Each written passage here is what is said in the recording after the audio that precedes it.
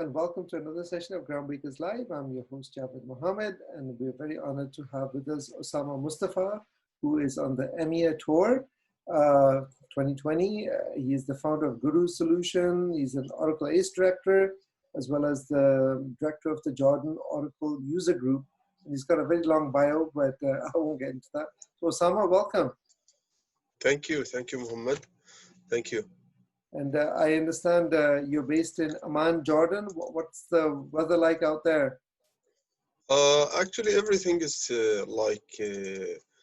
good so far. Like any other country, actually, we have a lockdown. The weather is really beautiful out there, and it's almost like winter over here. Actually, to be honest. Oh, it's almost winter. Okay. Yes. Good. All right. So we're here to talk about your session, Automate DevOps using Oracle Yes. and Ansible. So I was wondering if you could just kind of just backtrack and just help us understand what are we trying to solve? I'm familiar with DevOps, but what are we trying to solve here with Oracle and Ansible? So what's your unique outlook here? Okay. Like first of all, as you know, DevOps actually it's like the new trend in any IT actually right now. Actually, if you're working with the cloud, actually you need to know actually the DevOps. If you have worked with on-prem, actually you need to know as well actually DevOps. The idea of the DevOps, it's automation. Okay. For example, the session, what I'm trying actually to show in this session, actually it's showing the people how, for example, to solve or automate the daily task for the DBA, okay, using the DevOps tools. I'm gonna talk actually in this session about two tools, which is Ansible and Terraform. So Ansible is an open source tool, as I'm assuming Terraform is also. So from a DevOps standpoint, I mean, so basically you're using that to what? To provision, configure. There's similar tools like Chef and Puppet. Is that the kind of the general idea? Ansible, yes, it's open source tools, and this is actually the power of these tools. The community, it's very amazing for this tool. Ansible, for example, imagine that you are a DBA in the company, okay, and you have, for example, 100 server having a different databases, okay, or one database you have to upgrade, for example, from 11G to 12C, or you need to install RAG on this, like, let's say 25 server, okay.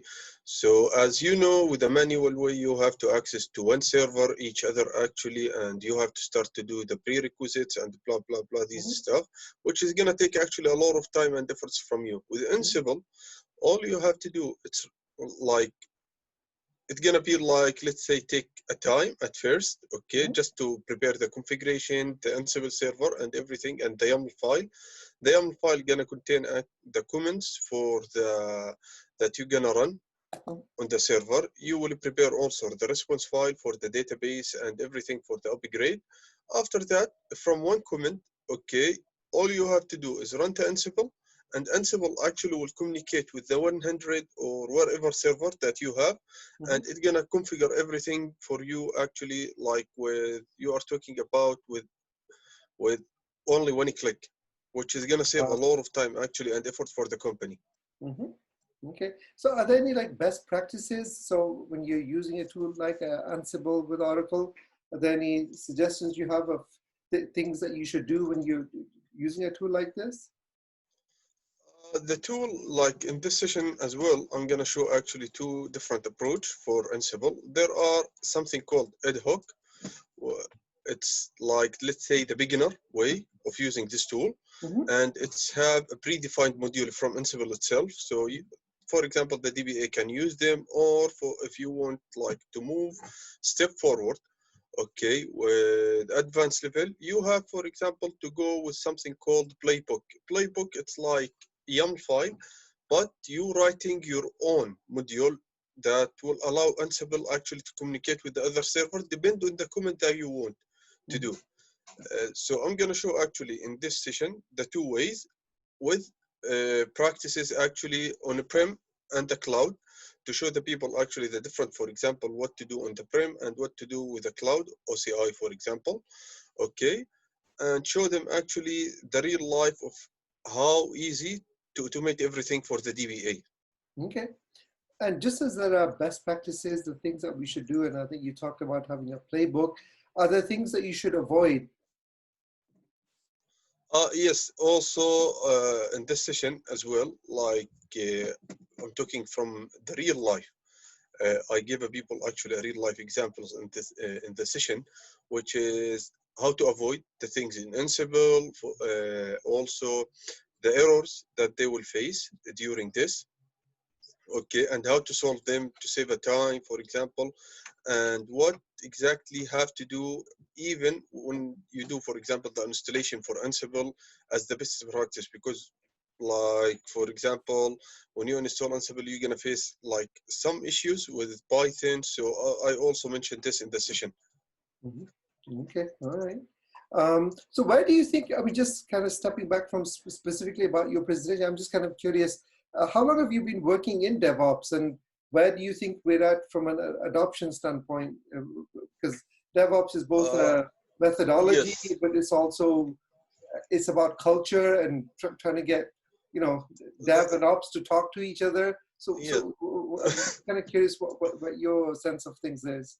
I start, as you know, actually, I start like since I am the one of the ACE program actually community, and thanks to Jennifer actually to this, because she actually Oracle provide us with a free account for testing OCI.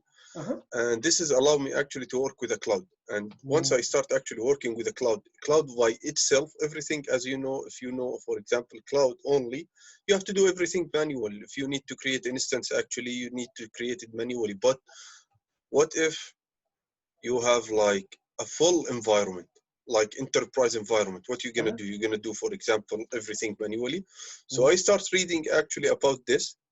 Okay, and this lead me actually to the DevOps. That was before, like you're talking about, more than 6 years.